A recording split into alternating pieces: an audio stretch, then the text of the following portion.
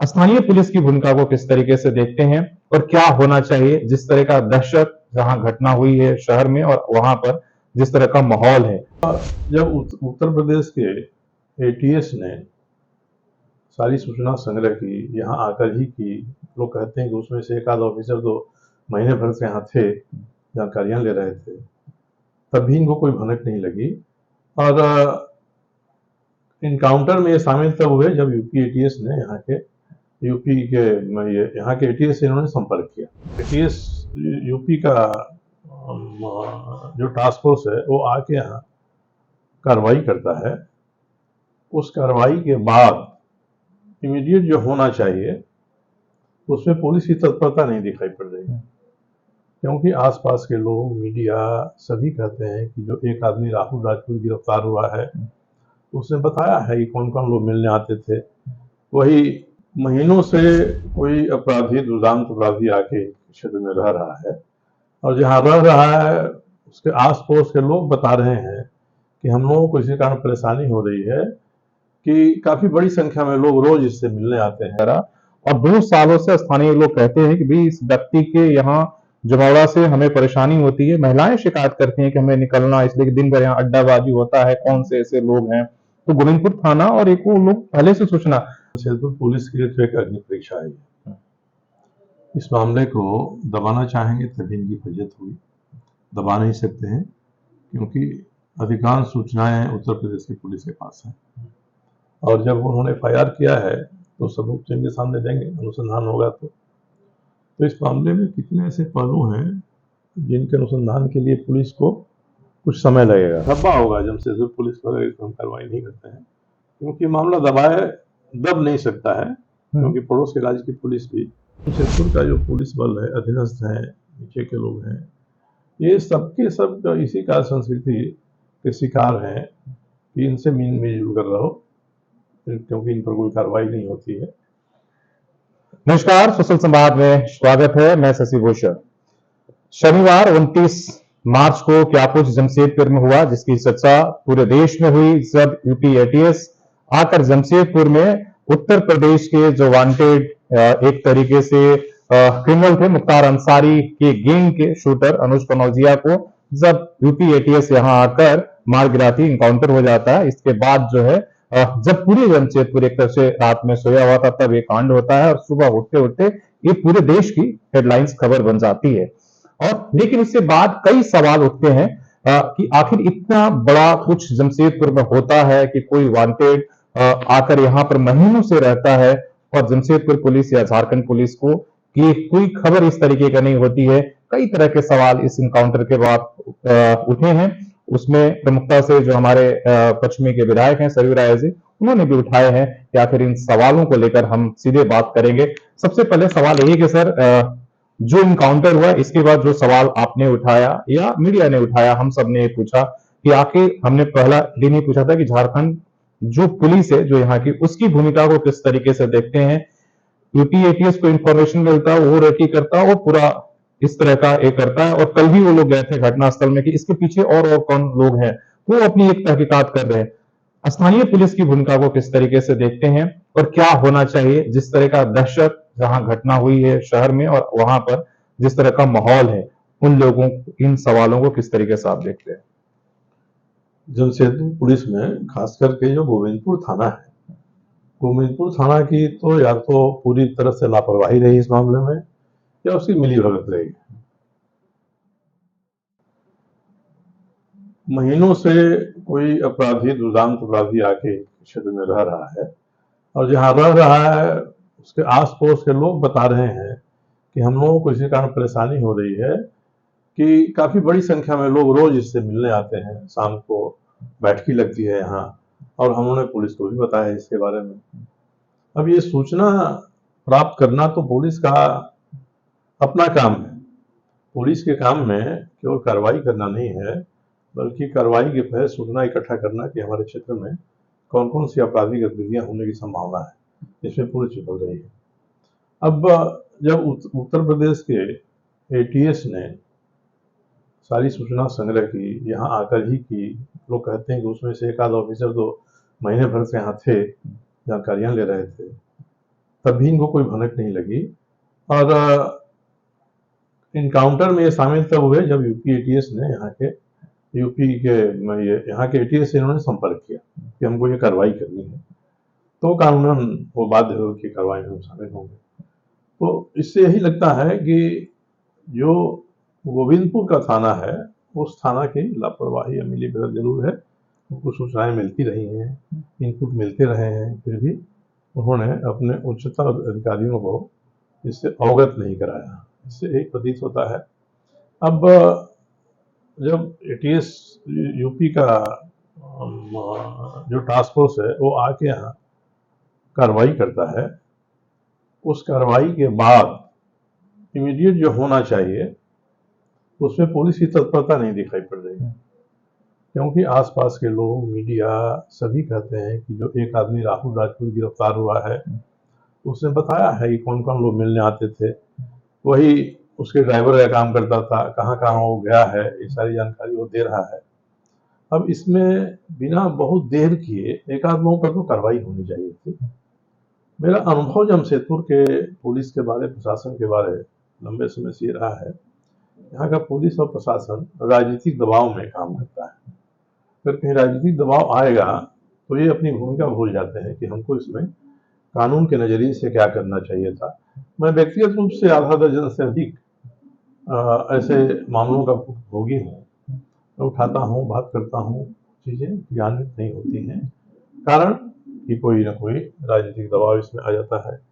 और दूसरे की मोहल्ले की जो छुटभइये छोटे छोटे अपराधी हैं, उन अपराधियों के बारे में भी पुलिस के द्वारा भेदभाव बढ़ता जा रहा है, क्योंकि किसी न किसी एक अपराधी के पक्ष में कोई ना कोई राजनीतिक नेता है। तो जो राजनीतिक नेता है अपने तो छुटाए बचा ही रहता है, जो दूसरे लोग हैं उनको भी फंसाने की कोशिश करता है पुलिस के माध्यम से। और दुर्भाग्य है कि पुलिस इसमें जाने अनजाने, प्रत्यक्ष परोक्ष रूप से इसका शिकार होती है। तो ये स्थिति बदलनी चाहिए यहाँ, और खास करके इस मामले में जब कहा जा रहा है कि सत्ताधारी दल के ही लोगों का झंडा लगी हुई गाड़ियां उनके खड़ी रहती थी। जाती थी, और राहुल राजपूत ने भी कई लोगों के बारे में कहा है, तो इतनी देर करना, ये तो 24 घंटे के भीतर ये काम हो जाना चाहिए था। अब इसमें अनुसंधान के लिए बहुत कुछ रह नहीं गया है कि अनुसंधान आप करेंगे। जो करना था यूपी का जो टास्क फोर्स पुलिस का आया उसने कर दिया है। आपको उससे सूचनाएं लेनी चाहिए कि भाई महीना भर से कोई अधिकारी यूपी का था तो उसने क्या क्या सूचनाएं यहाँ संग्रह किया है। अगर उस घर में बड़ी संख्या में ये सीसीटीवी लगे हुए हैं तो आने जाने वालों का चेहरा भी उसमें कैद हुआ होगा। एक अनुसंधान का हो सकता है कि उसमें 2 दिन 4 दिन समय लगेगा, मगर जब राहुल राजपूत ने बता दिया कि वो कम आया करते थे तो बिना विलंब के उन तक पुलिस का हाथ पहुंचना चाहिए था। सर, सवाल आपने उठाया इंटेलिजेंस गोविंदपुर थाना का। वहां के स्थानीय लोगों से जो बात हुई उस दिन भी और आज भी, मैं उस घटना स्थल पर गया था, हालांकि कोई सुरक्षा नहीं था, उसी तरीके से वो खड़ा हुआ। एक बाउंड्री वॉल होता है, उसमें कोई घर नहीं बल्कि 10 फीट का वो बाउंड्री वॉल है, लंबा चौड़ा, और उसमें एक छोटा सा सेट टाइप का रूम बना होता है और चारों तरफ से सीसीटीवी कैमरे पिछले 2 सालों से वहां पर लगे हुए हैं और तमाम इस तरह के जमावड़ा वहां लगा रहा। और 2 सालों से स्थानीय लोग कहते हैं कि भाई इस व्यक्ति के यहाँ जमावड़ा से हमें परेशानी होती है, महिलाएं शिकायत करती हैं कि हमें निकलना, इसलिए कि दिन भर यहाँ अड्डाबाजी होता है, कौन से ऐसे लोग हैं।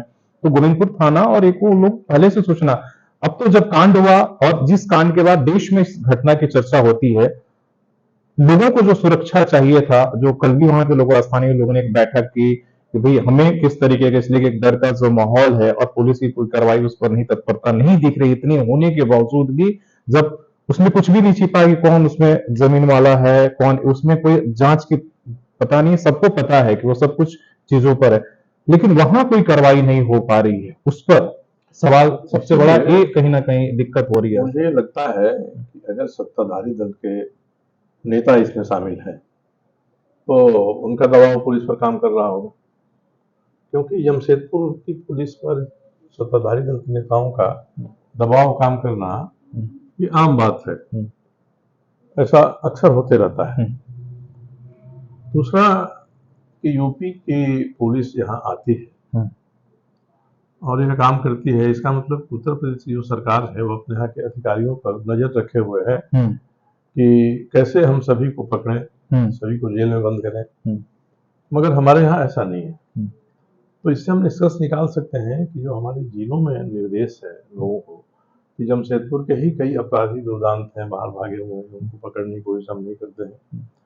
ऐसे कोई पकड़ा गया, बहुत लोगों ने क्रेडिट लिया कि अमन साव को इन्होंने ढेर कर दिया, इनकाउंटर में ढेर कर दिया, मगर उसके अलावे कोई ऐसी घटना दिखाई नहीं पड़ती है। मुझे लगता है कि पुलिस प्रशासन को राजनीतिक पहलू से एक सीमा के अंदर ही काम करना चाहिए। जब वो सीमा खत्म हो जाती है उसके बाहर कोई राजनीतिक दबाव पर काम करने का कारण नहीं बनता है। और आसपास के लोगों को तो जरूर भय लगेगा, क्योंकि आसपास के लोग वहाँ हैं, कई ऐसे लोग हैं, मेरे पास भी 2 लोग आए थे कि हमारी बगल में जमीन है साहब, वो 4-5 आदमी हैं, हमारी कोई 20 कट्ठा जमीन है, उसको लोग दबाव डाल रहे हैं कि आप बेच दीजिए इसको औने पौने। तो एक आदमी ने तो कहा कि हमारा रास्ता ही रोक दिया इन लोगों ने, और भी इनके अलावा और भी बिल्डर्स हैं। तो जो गोविंदपुर में आतंक फैला हुआ है जमीन का और बिल्डरों का, उससे तो लोग भयभीत हैं, क्योंकि ये सब कहते हैं कि कोई हमारा कुछ बिगाड़ेगा नहीं साहब, अब जहाँ जाना हो। एक गिरोह तैयार हो गया था पिछले कई, और लोग थाना में शिकायत करते हैं, लोग बताते हैं कि हमने शिकायत किया थाना में, कोई कार्रवाई नहीं। तो इस तरह की गिरोहबाजी चलती रहेगी तो आम आदमी तो उससे परेशान नहीं होगा, बल्कि भयभीत भी होगा। और इस मामले में जितने बड़े लोग हैं उन पर तो दबाव वहाँ के आम लोग पर पड़ेगा कि भैया कोई नाम मत खोलिए, किसको आपने देखा है, किसको पहचाना है, किसको जाना है। पर अभी तक आगे बढ़कर गोविंदपुर के उस घटनास्थल के आसपास के लोगों ने जो बातें कही हैं वो उनके साहस का प्रतीक है। और अब पुलिस के ऊपर है कि कितनी तत्परता दिखाती है, मामले में जवाबदेही करती है। सर आपने जो 2-3 सवाल उठाए, भाई अनुज कनौजिया को छिपाने वाले कौन थे, उनकी भूमिका की एक तरीके से जांच होनी चाहिए। आपने कहा कि भाई एक कमिश्नर गठन होने चाहिए। ये तमाम चीजें जो आपने कहा कि भाई इस घटना के बाद आगे की जो कार्रवाई होनी चाहिए उस पर पुलिस प्रशासन या सरकार क्या सोच रही है? एक और सूचना आती है कि अनुज कनौजिया की पत्नी भी यहाँ आया करती थी। ये कौन ऐसे लोग हैं जो इस सारे कांड को अंजाम दे रहे थे? अनुज कनौजिया को रखना, केवल रखने की बात थी, छुपाकर तो एक अलग बात थी। ये होना चाहिए कि अनुज कनौजिया किस उद्देश्य से आया था यहाँ पर, केवल छुपने के लिए आया था कि मोटिव कुछ और था? कि और कुछ मोटिव था, या जिन लोगों ने उसको यहाँ लाया था एक शूटर के नाते, जमशेदपुर की अर्थव्यवस्था में और जमशेदपुर में जो गिरोहबाजी हो रही है अपराधियों की, उसके मद्देनजर कोई खास 1-2 लोग टारगेट थे इनका, या ये बाकी लोगों को भयभीत करना चाहते थे। ये सब पहलू पर तो जांच होनी चाहिए, क्योंकि देखिए जमशेदपुर में लंबे समय से कोई ना कोई अपराधी मारा जाता है, और ये औद्योगिक शहर है, यहाँ जो व्यवसाय करने वाले हैं उन पर हमेशा ही आतंक का साया रहता है, और अधिकांश लोग उसमें डर के उसके शिकार भी हो जाते हैं। और कई तो व्यवसायियों में से ही ऐसे हैं जो अपराधियों के साथ मिलकर यहाँ के समृद्ध व्यवसायियों की सूची देते हैं, नाम देते हैं। तो ये एक लंबे समय से यहाँ की जो संस्कृति बन गई है अपराध की, उससे तो ऊपर उठाना होगा जमशेदपुर को। जमशेदपुर को नियंत्रित करना कोई बहुत बड़ी बात नहीं है, क्योंकि आज जितने पुलिस के पास जितने इंस्ट्रूमेंट हो गए हैं, औजार हो गए हैं, उसमें कोई भी यहाँ आता है और गलत काम करता है तो उसकी सूचना पुलिस को 1 दिन 2 दिन में निश्चित रूप से मिल जानी चाहिए। मुझे लगता है कि पूरे जमशेदपुर का जो पुलिस बल है, अधीनस्थ हैं, नीचे के लोग हैं, ये सबके सब इसी कार्य संस्कृति के शिकार हैं कि इनसे मिलजुल कर रहो, क्योंकि इन पर कोई कार्रवाई नहीं होती है। खास करके जो राजनीतिक संरक्षक प्राप्त, हाँ, संरक्षण जिनको प्राप्त है, या राजनीति में जो लोग यहाँ के प्रभावशाली महत्वपूर्ण है।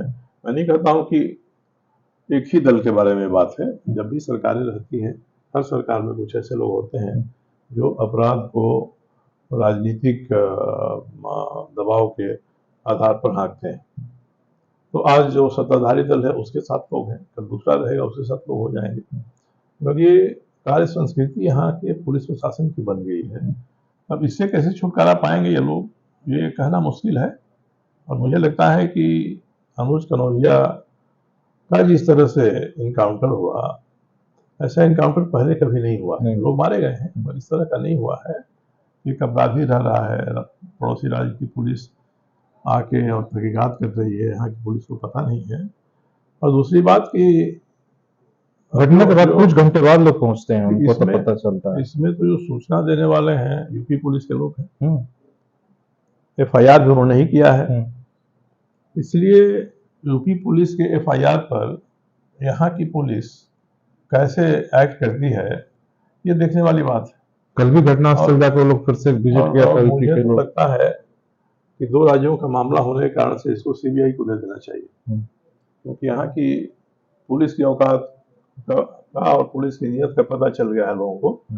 इनकाउंटर के समय भी नाम मात्र की उपस्थिति यहाँ की पुलिस, यहाँ की एटीएस की रही है। हो जाने के बाद शायद पहुंची लोगों ने बताया ऐसा। और उसके बाद भी जो घटनाएं हो रही हैं उसमें यूपी पुलिस के लोग ही घटना पर जाके और फिर कैसे घटना घटी इसका रिहर्सल कर रहे हैं, देख रहे हैं इसको। तो ये बड़ा धब्बा होगा जमशेदपुर पुलिस पर अगर हम कार्रवाई नहीं करते हैं, क्योंकि मामला दब नहीं सकता है, क्योंकि पड़ोस के राज्य की पुलिस भी इसमें सूचक वही है। इसमें एफआईआर उन्होंने किया है, सूचना उनके पास है, ये सूचनाएं तो बाहर आएंगी। 48 घंटे से भी ज्यादा वक्त हो गया, आज मंगलवार हो गया, शनिवार की रात घटना हुई थी। इतना मेरा सवाल है कि सर, जो चिंता आपने व्यक्त की है, चाहे जो सवाल आप उठा रहे हैं, वो जनप्रतिनिधि होने के नाते, विधायक होने के नाते, वो आवाज कहीं और से नहीं आ रही है, ना प्रशासन की तरफ से, न जनप्रतिनिधि होने के नाते कहीं पार्टी या दल से कहीं आवाजें आ रही। तो लोगों की चिंता जो है, आम नागरिक की, वो चिंता बढ़ जाती है। खासकर जैसे आपने कहा, व्यवसायिक वर्ग हो या तमाम वैसे लोग हैं जो उस कारोबार में, जिनको उनसे ट्रेड है, उनकी उपस्थिति, जैसे वहां का स्थानीय लोगों को एक हमेशा कह रहे थे कि जब से इनकी मौजूदगी है, हालांकि ये तो 1 महीने से, जब से वहां पर जो छुपाने वाले लोग, जब से उनकी मौजूदगी है, तब से वो कहते हैं कि भाई एक हम लोग डर के साये में ये थे कि यहाँ आए दिन कौन लोग आते थे, क्या आते, दिन भर मजमा लगा रहता था। तो आगे किस तरीके से इस चिंता को, इन सवालों को आप आगे बढ़ा पाएंगे, चाहे आगे क्या कुछ होगा रणनीति, आखिर आम आदमी क्या करेगा, कहाँ जाएगा? जमशेदपुर पुलिस के लिए तो एक अग्नि परीक्षा है। इस मामले को दबाना चाहेंगे तभी इनकी फजीहत होगी, दबा नहीं सकते हैं, क्योंकि अधिकांश सूचनाएं उत्तर प्रदेश की पुलिस के पास हैं। और जब उन्होंने एफआईआर किया है तो सबूत तो इनके सामने देंगे, अनुसंधान होगा तो इस मामले में कितने ऐसे पहलू हैं जिनके अनुसंधान के लिए पुलिस को कुछ समय लगेगा, और कितने ऐसे पहलू हैं जिन पर त्वरित कार्रवाई 24 घंटे के भीतर, 12 घंटे के भीतर हो जानी चाहिए थी। ये कार्रवाई नहीं हुई है, इसीलिए संदेह लग रहा है कि यहाँ का प्रशासन समान रूप से काम नहीं कर रहा है। पुलिस प्रशासन यहाँ का किसी न किसी दबाव में या किसी न किसी दहशत में काम कर रहा है। हम अमुक आदमी पर हाथ डालेंगे तो शायद इसका परिणाम हमारे लिए अच्छा नहीं होगा। तो इनकी अग्नि परीक्षा है, अनुसंधान का काम कहीं करेंगे, आगे चलेगा। त्वरित कार्रवाई नहीं होना ये चिंता की बात है, और लोगों में भरोसा घट रहा है पुलिस से, प्रशासन से। चलिए सर, बड़ा आपने जो सवाल उठाया वो सवाल हर आम आदमी का है, हर नागरिक का है। वहां के रहने वाले लोगों का भी ये सवाल है कि आखिर इतनी बड़ी घटना के बाद भी उन्हें एक जो उम्मीद था कि भाई प्रशासन आएगा इस मामले पर, और उनकी भी राय, प्रतिक्रिया, उनकी चिंता लेगा। हो सकता है आगे कोई, लेकिन अभी 48 घंटे से ज्यादा का वक्त, शनिवार रात और आज ये मंगलवार का दिन निकल गया है, लेकिन उस तरीके से उस माहौल वहां पर अभी तक नहीं दिख रहा। हो सकता है पुलिस अपनी कार्रवाई कर रही होगी किसी एक दिशा में, जो भी दिश, लेकिन वो दिख नहीं रही। लेकिन चिंता बड़ी है, इसलिए कि जिस घटना के बाद पूरे देश के मीडिया, नेशनल मीडिया में चर्चा होती है कि भाई इतना बड़ा अपराधी आकर यहाँ पर छुपता है, छुपाने वालों की जो लोग हैं एक बड़ा गिरोह दिखता है, और इसके बाद भी उनकी भूमिका की अगर जांच ना हो, केवल घटना तक ही सीमित रह जाए, तो आम लोगों का भयभीत होना कहीं ना कहीं जो है भय का वातावरण बनना जो है वो बरकरार रहेगा, जरूरी है। तो आप इस पूरी घटना को किस तरीके से देखते हैं, अगर राजनीतिक चश्मा से हटाकर, अगर हम सिर्फ आरोप प्रत्यारोप से हटाकर एक पुलिस का और एक क्राइम के प्रति क्या होना चाहिए, उस पर अपनी राय जरूर दीजिएगा। अपनी सहयोगी श्री श्रामती के साथ शशि भूषण, सोशल समाज।